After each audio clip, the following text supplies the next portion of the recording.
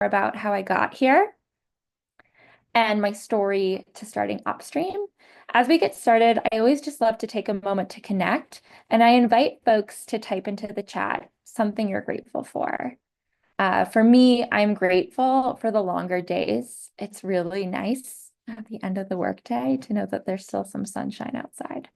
So if you have a moment, type into the chat something you're grateful for. Haley, weather in my family, Leah, summer break and time with people I love. Oh, I love that, Leah.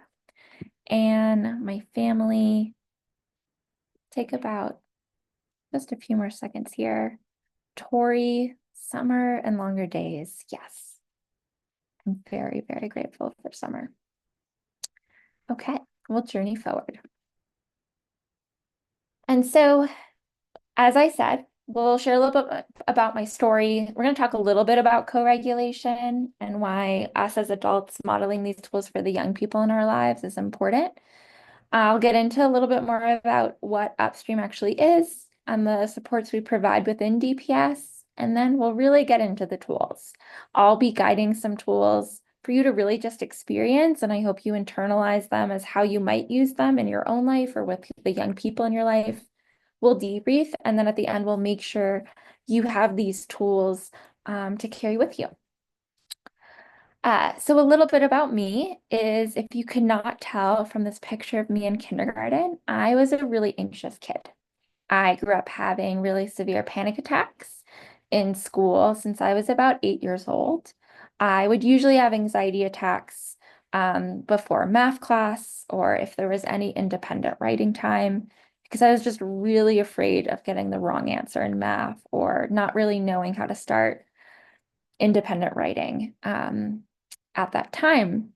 And for me, an anxiety attack would look like I would be crying hysterically, hyperventilating, and in the middle of the classroom. And my teacher really just didn't know what to do. She'd hand me a stress ball, she'd send me to the principal's office. And I found neither of those responses to be really helpful. I really wanted to know how to not end up in the panic attack. My parents advocated for me to get more help in school, but because I did well academically, folks weren't really concerned about my anxiety. And so as time went on, my parents luckily were able to advocate, and I got a full scholarship to a private high school that really changed my life. And it changed my life for a few reasons. It was led by two incredible educators, Mrs. Inwood, who co-founded the school, and Mr. Quirk, who was my high school principal. I lovingly refer to Mrs. Inwood as the child whisperer because she really gets kids. And she deeply gets anxiety because she herself grew up with anxiety, and so did her daughter. So there were a couple of things they did at the school that really had an impact on me. One is that they know that stress and anxiety is inevitable in life. We are going to feel stress. We probably will feel anxiety, but they knew that for their students to be successful, they would have the tools to skillfully navigate when those feelings came up. And so every morning in homeroom for our entire high school, Mr. Quirk would facilitate a different mindfulness or positive psychology tool. And I'm not going to lie to you, at first I wasn't too jazzed about this. I really didn't. I was like, why are we spending time in academic time doing these strategies? If you could not tell, I was a type A student. But because we did these tools every single day, it was really hard to resist. And eventually I started to try them. And it was the first time where I felt calm in school. And I was like, wow, what a difference. Like if I just slow my breath down when we do these mindfulness tools, I feel better. And I went from being a kid who hated going to school because I didn't know how to manage my emotions. I couldn't self-regulate during the day. I just didn't have that skill set, to a kid who loved going to school, because all of a sudden throughout the day, there were these moments to pause, to learn how to manage my emotions, to regulate. And I had adults in the school building who really modeled these practices, who really embodied this work. And so one of the other things that they did that really changed my life is they really supported my parents too and gave them some tools. And so a couple of things that they offered to my parents that were really helpful and I wanted to share here was they really encouraged my parents to model calm. Kids mirror the emotional tone of the adults around them.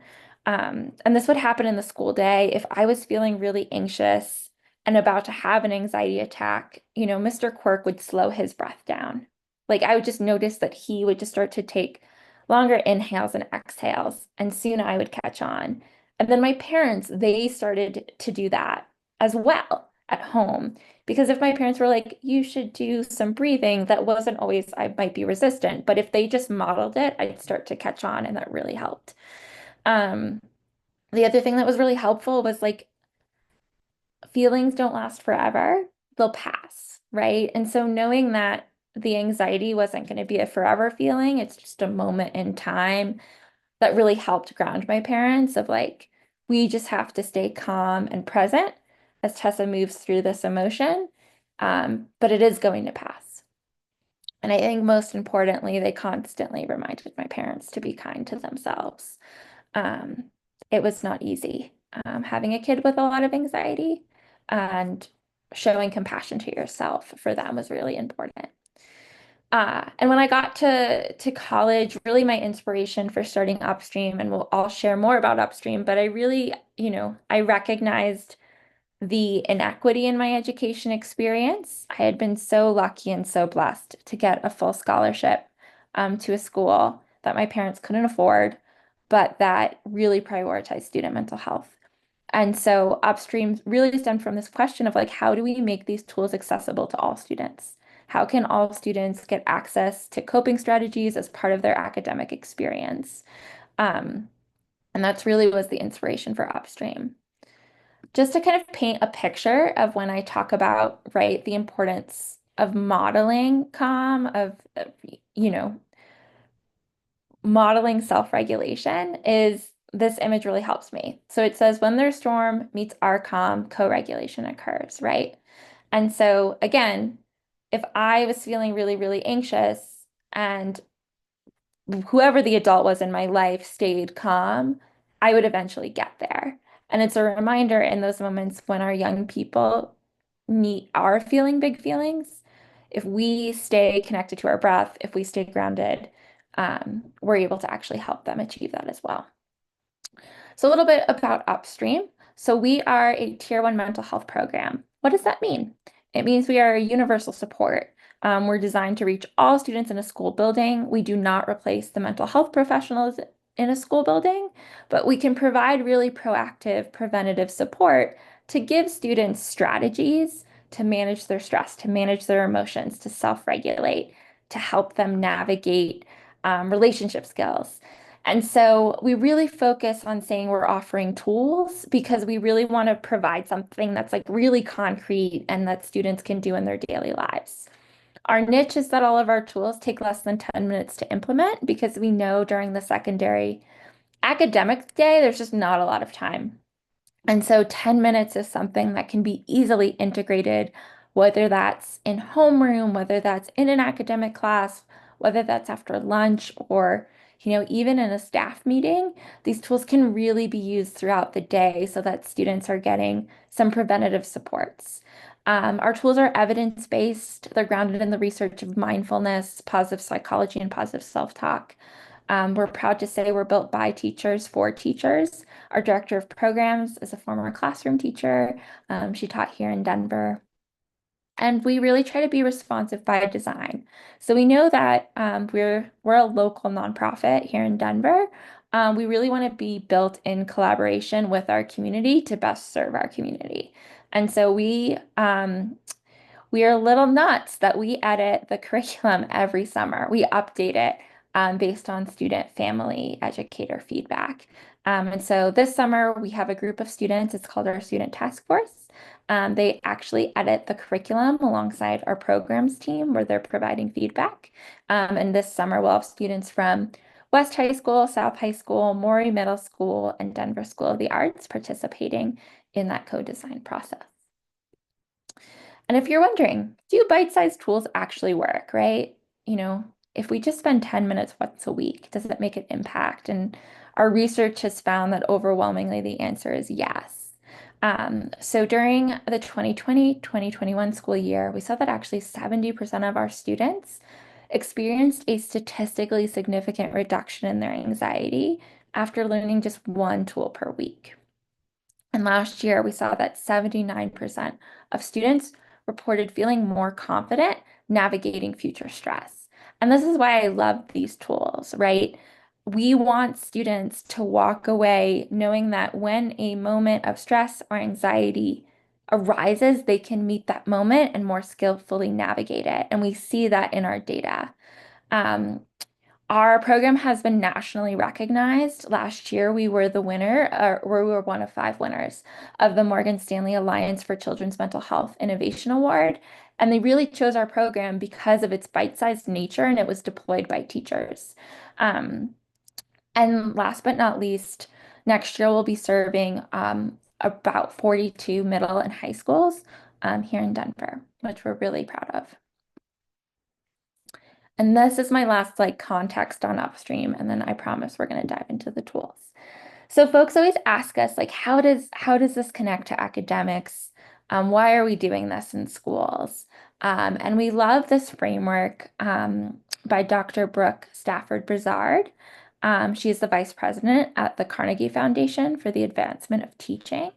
And she really wanted to understand like how do students achieve higher levels of learning, right? Like if we want them to have executive functioning skills, if we want them to have a growth mindset, like what do we need to do before we get there? And so this model is called the building blocks for learning. If Haley and Leah, if there's a follow-up email, we can kind of include this case study. But I love paying attention to the bottom three building blocks, which are attachment, stress management, and self-regulation. And attachment, right? Helping young people have healthy relationships with trusted adults.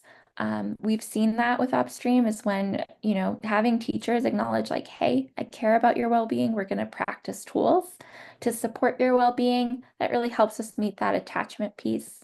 The stress management, like we are giving students concrete strategies to manage their stress and also to meet the last block of self-regulation, giving them tools to manage their emotions. So I think that's what's really beautiful is that by having schools take 5 to 10 minutes to practice these strategies, we're actually just really setting students up to learn. Um, and with that, we're going to practice 4 tools. Um, we're going to practice some mindfulness-based tools and some writing-based tools. So just to take a moment to pause here, if you have something to write with, get that out. You can use your phone, you can use a pen and paper, but just want to take a moment to pause if you need to grab something to write with. And we will journey forward. And Olivia, I will get to your question at the end, but thank you for that. So we're going to begin by practicing a tool that I love. I love our breathing-based tools because I think you can do them anywhere. We call it sneaky mindfulness. These are great for when you're stuck in traffic, for when the day isn't going the way you wanted it to do. These tools are just really great for that moment. So we're going to practice 4-7-8 breathing. To practice this tool, if you are seated, I invite you to take a seat. If you're not, but you can, I invite you to. You could also do this tool standing. Whatever feels best for you and your body, find a comfortable seat. I like to place a hand on my heart and a hand on my belly, totally optional. And if you feel comfortable or called to do so, I invite you to close your eyes as well. Or you can shift your gaze to the floor, whatever feels best for you. And before we begin this tool, we're just going to take a collective 3 deep breaths to really ground ourselves. So we're going to take a big inhale through our nose, fill up. Pause at the top. Exhale, soften your shoulders. And one more, just like that. Take a big inhale through your nose. Pause at the top. Exhale, soften your jaw.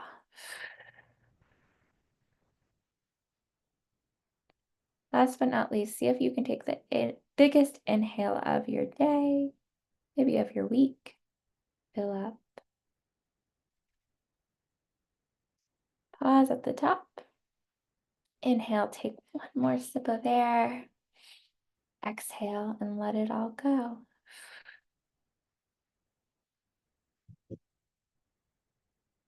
We are going to practice 4-7-8 breathing, which is where we're going to inhale through our nose for 4, pause for 7, and exhale out our mouth for 8.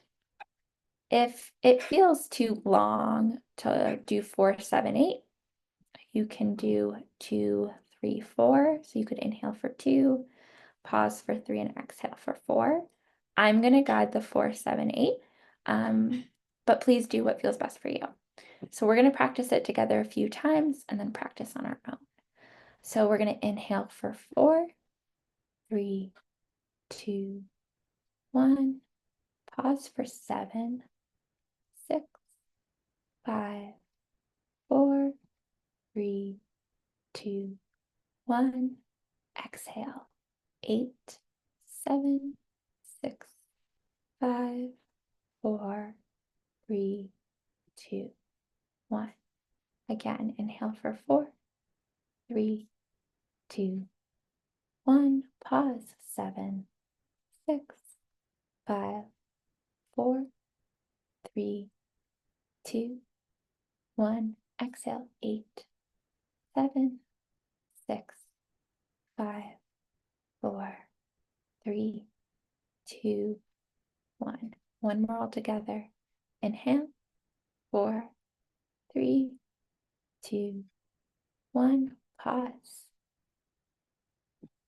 7, 6, 5, 4, 3, 2, 1. Exhale. 8, 7, 6, 5, 4, 3, 2, 1. Now I invite you to practice this cycle of breath a few times on your own. So you're going to inhale for 4, pause for 7, and exhale for 8.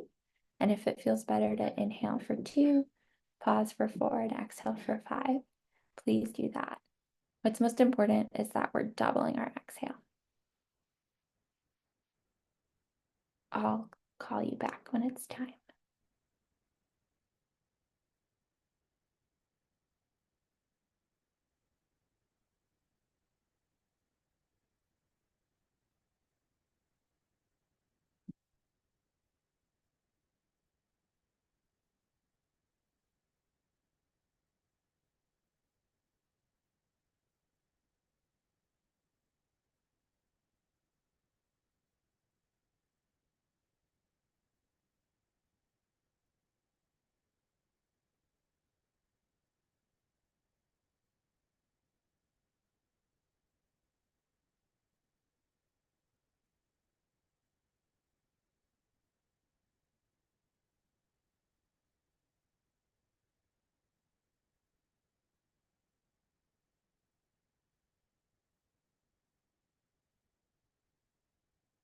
Wrap up that last cycle of breath.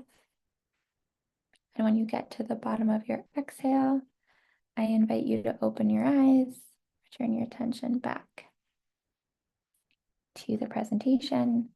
So again, that's a really easy tool to use anywhere. And even just modeling, I'm feeling really upset right now, or I'm really frustrated we're in traffic. I'm going to take some deep breaths. Modeling that creates ripple effects in young people's lives. This is probably my favorite tool to do when I'm stuck in traffic on I-25. So with that, we're going to journey forward. And this is a tool that is writing based. So get those pens and papers out that we grabbed earlier. I'm going to share a little bit more context of this tool before we dive in. So a common phrase in brain science is neurons that fire together get wired together. Essentially, when a certain thought is activated and reinforced, those neural pathways in the brain become stronger and more automatic. For example, if you frequently think that you are unlikable and the thought pattern becomes your go-to way of thinking about yourself in social situations. But there's good news. Our brains are incredible machines. And thank goodness they have the ability to change through the process of neuroplasticity. Through the practice, we can rewire our brains to intentionally and routinely focusing on the good, by focusing on the good. We have the ability to be active directors of our own thoughts.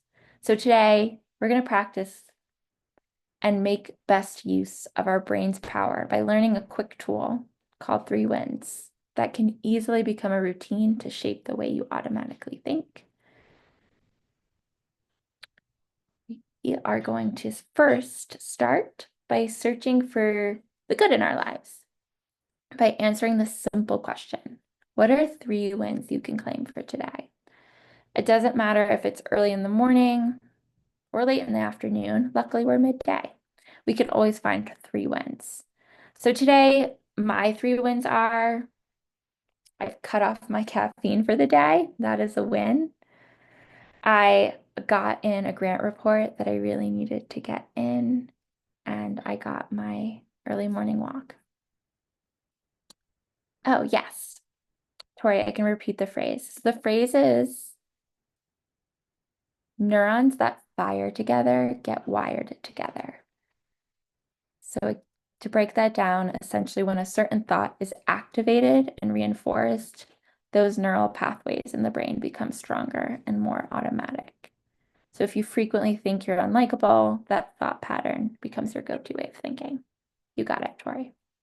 Okay, so I invite you to write down what are 3 wins you can claim for the day. They can be really small or seemingly small, like you made your bed. Maybe you were able to take a moment to pause before you started work or the day.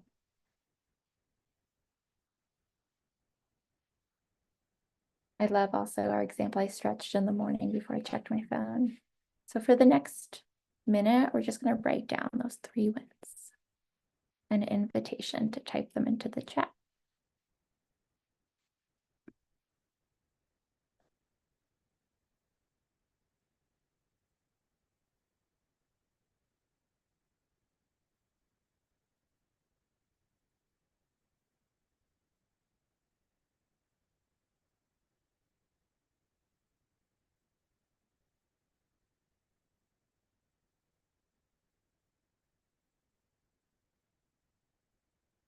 Wrap up that win, your last win.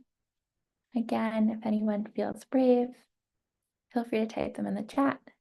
We like to say at Upstream, sharing is never required, but we always love to hear from other folks.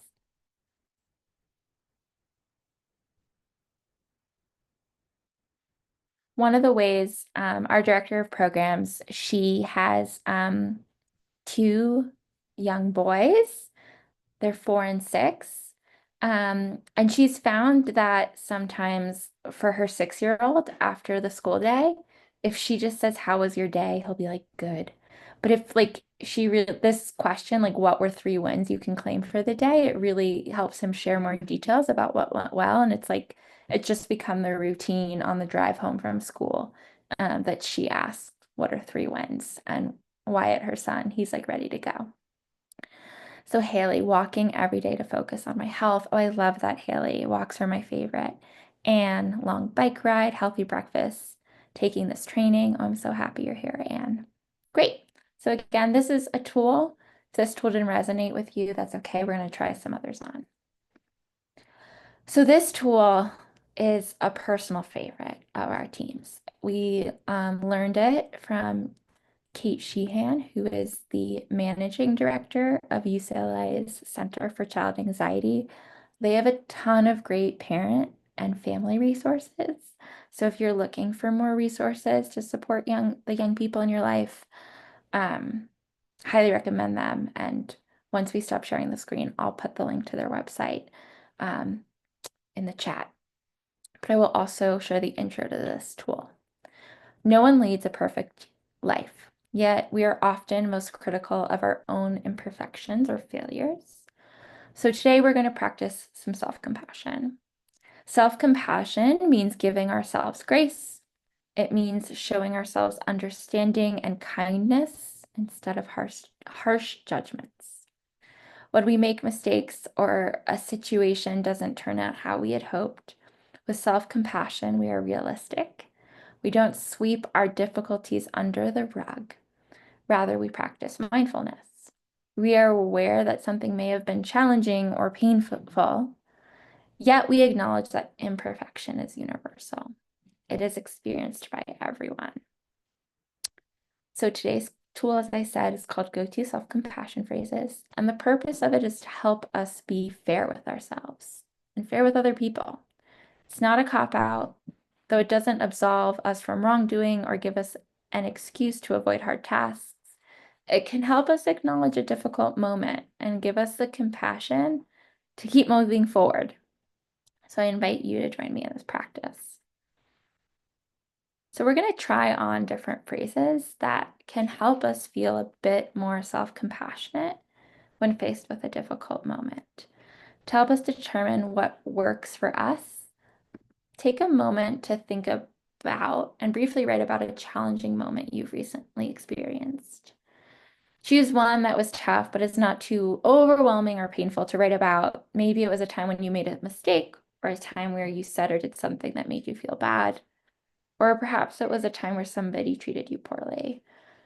For me, I've been really hard on myself with some grant reporting I've had to do. Math is not my favorite, and I can be really, really hard on myself when I feel challenged by making sure I get all my numbers right. And so right now, I'm feeling the challenge of having to calculate all this grant reporting.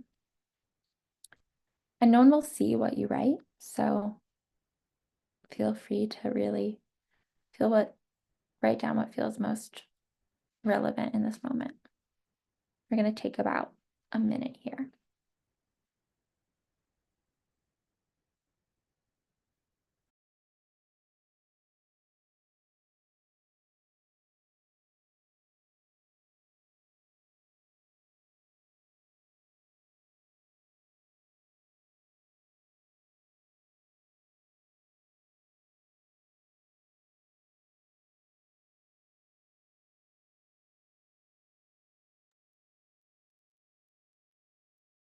Wrap up that challenging moment. And it's important to hold space for challenges by allowing yourself to feel and acknowledge a painful moment. So I'm going to read several phrases, and I invite you to write down the ones that really resonate. So the first one is we all struggle in our lives from time to time.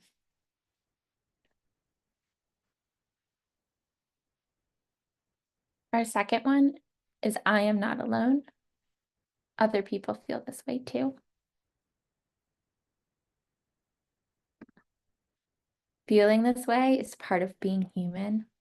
It's a personal favorite of mine.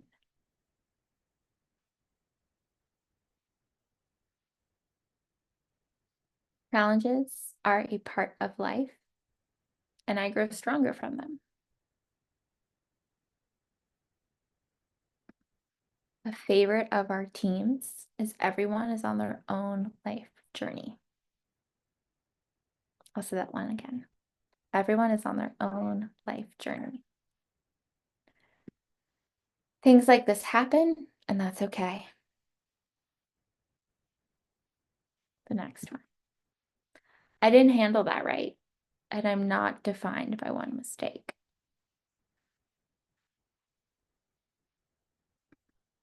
I can restart my day over at any time. This one is one that students like really grab onto of like, oh, just because my morning didn't go well, like doesn't mean the whole rest of my day is gonna be hard. Like we can restart. I can restart my day over at any time. This is a great one as well. I'm doing the best I can, and so is everyone else. This is hard, and I will get to the other side of it. Things will get better. So looking at these lists, list of self-compassion phrases. Does anyone want to share in the chat one that really resonated with them? Or if you have another phrase you already use, please type it into the chat. I love hearing what other folks find helpful. And with these phrases, they're great to put on your fridge. At the end of this presentation, I'll share our at-home toolkit, which is like designed to be printed out. So you can have these phrases like somewhere your whole family can see them. These are also great. A lot of students put them on their phones or on their laptops, just so they're frequently reminded of them.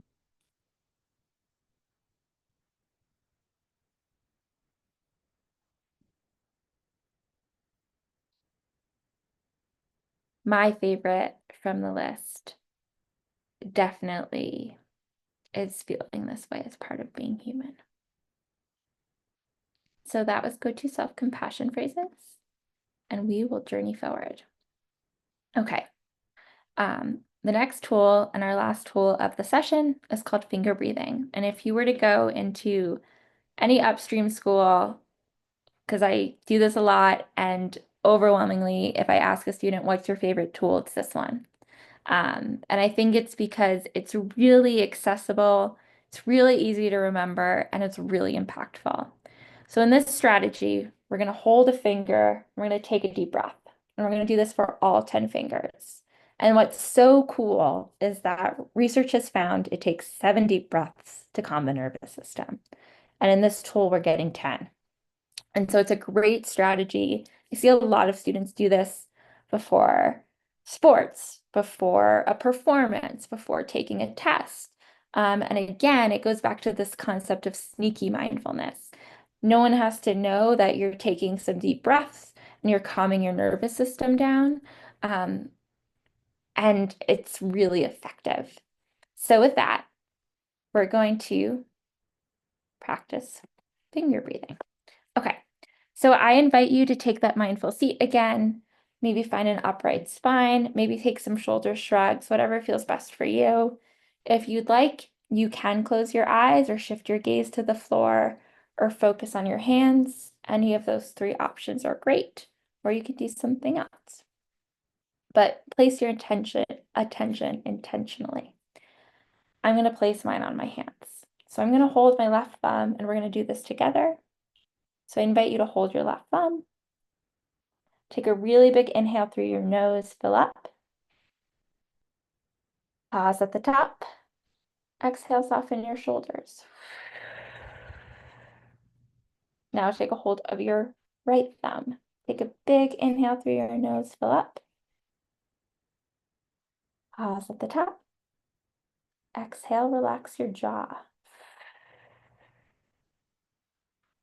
Now take a hold of your left pointer finger. Inhale through your nose and fill up. Pause at the top. Exhale, soften your shoulders. Now take a hold of your right pointer finger. Take a big inhale through your nose. Pause at the top. Exhale, unclench your jaw. Now take a hold of your left middle finger. Inhale through your nose. Pause at the top. Exhale, soften your shoulders. Now take a hold of your right middle finger. Inhale through your nose, fill up. Pause at the top. Exhale, let it all go. Now take a hold of your left ring finger. Inhale through your nose. Pause at the top.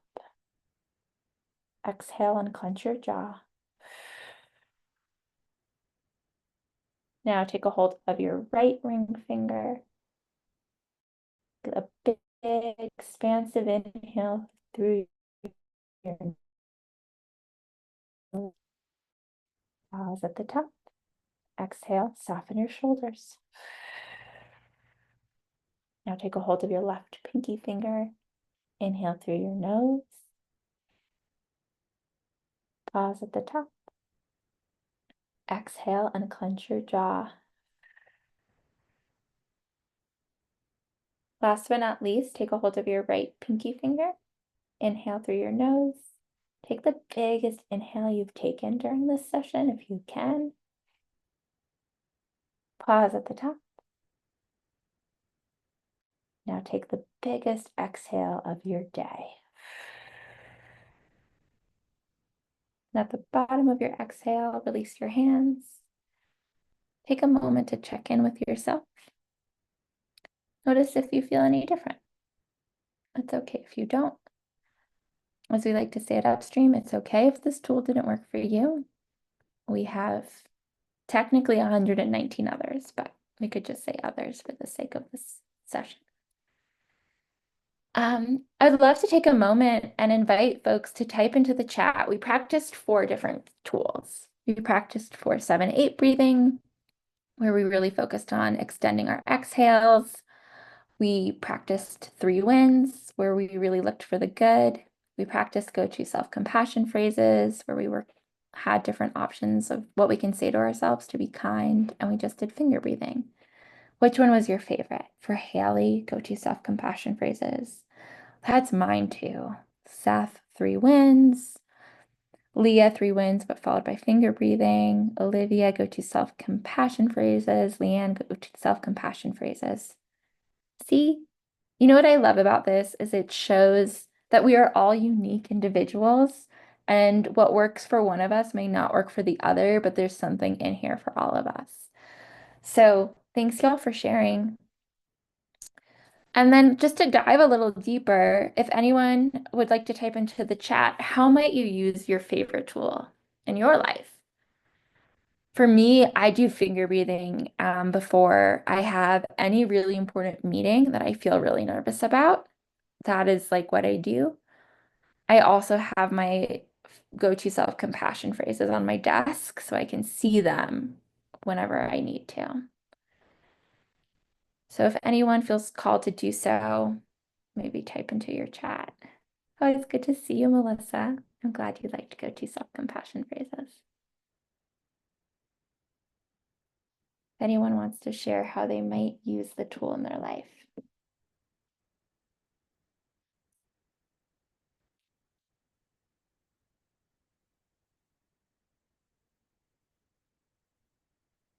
Leanne, when I'm being hard on myself, absolutely.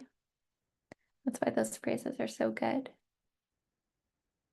Seth, asking my kiddo the 3 wins. I love it. Thanks, y'all, for sharing. And so after I'm done sharing my screen, because I am not the most tech-savvy human, we have recorded several tools in English and Spanish. And so if you'd like to just be able to practice some of the tools on your own, we have that available. And again, I'll put that in the chat in a moment. We also have a resource bank of a couple of the tools we just practiced. You can use this QR code. And Leah, I love sharing 3 wins at dinner every night. Thanks for sharing. And we always like to close before we dive into Q&A with this poem from Young Pueblo. It's called Essentials for Happiness, and I find it to be a really great anchor. It goes like this. Say no to harmful habits. Learn to embrace change. Ups and downs are natural. Do not compromise your rest. Be open to quality friendships. See challenges as opportunities. Say yes to things that feel right. Mental calmness solves problems. All great things take time to build, and generosity supports peace of mind. Young Pueblo. And with that, I'm going to stay on to answer any questions. I am going to add those resources in the chat. But you can always email me at tessa@upstreamedu.org. And I know we had a question for Olivia from Olivia at the beginning, and it's, is this a K-12 curriculum? Our specialty, Olivia, is 6-12.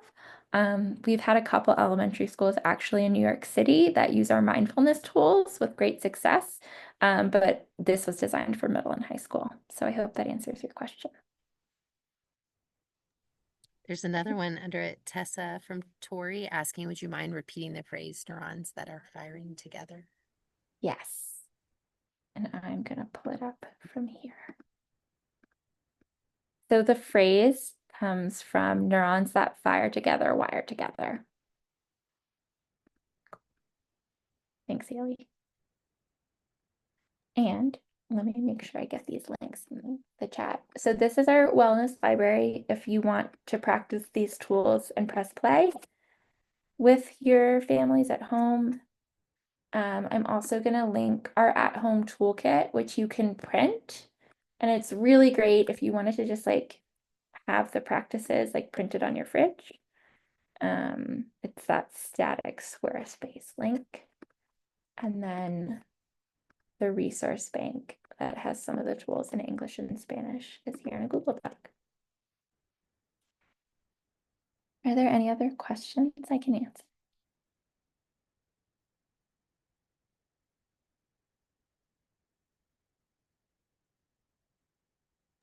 I'll say real quick, Tessa, one thing I love as a parent is it sometimes feels so overwhelming, like teaching your kids mindfulness. And I really think you guys, the way you really pare down your tools, it's really helpful. Just like you said, it's that bite-sized approach, which I think really works well for the adolescent brain too, and like kind of what they Totally. can, yeah, the input that they can take in. So I love the ones that you went over today.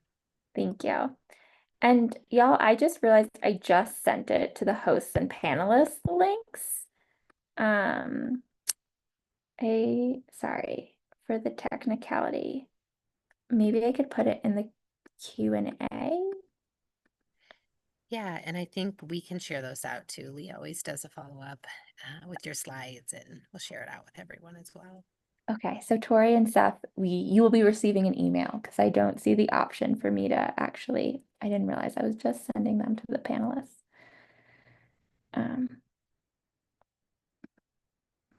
Okay, Olivia, great question.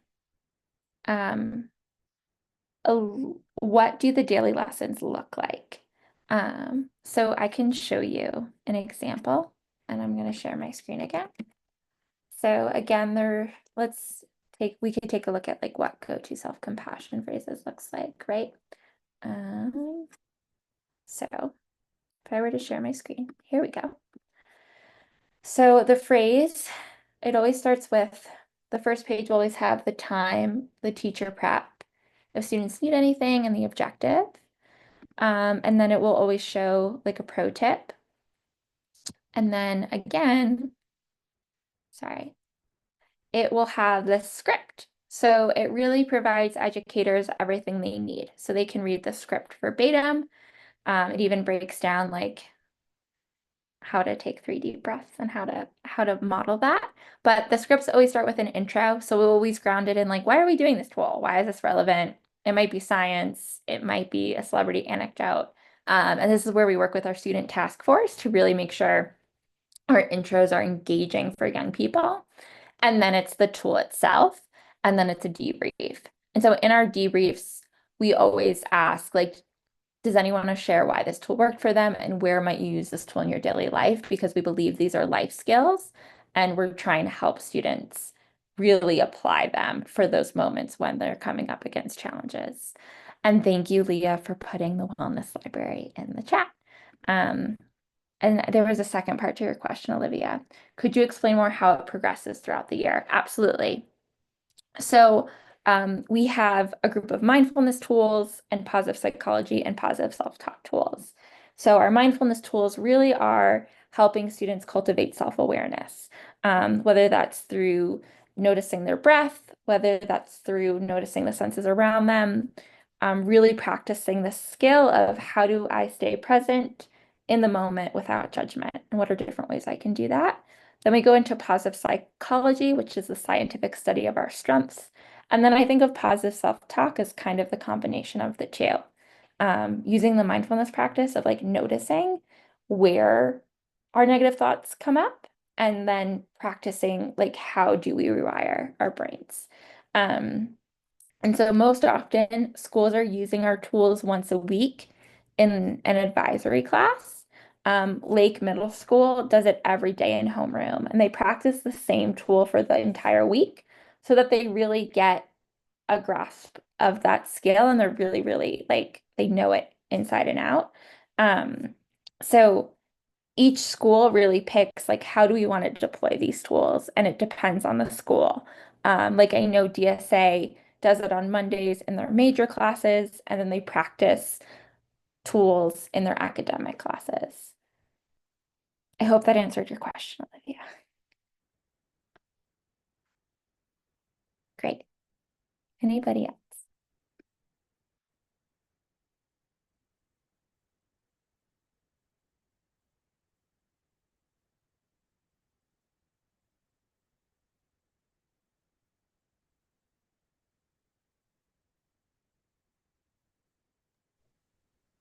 Tessa, thank you so much for presenting, and it was amazing. I love doing your tools and just hearing from you about your stories. Really amazing hearing about.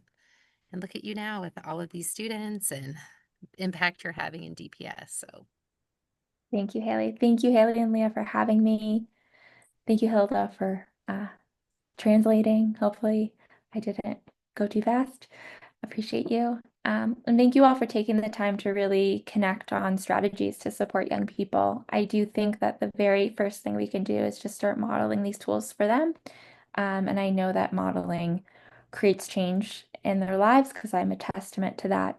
Of just modeling these tools can really have ripple effects that we may not always know, but they do happen. Oh, and the one other resource is the UCLA Cares, but we will make sure that Haley and Leah have it to share out. I hope you'll have a really great rest of your Wednesday.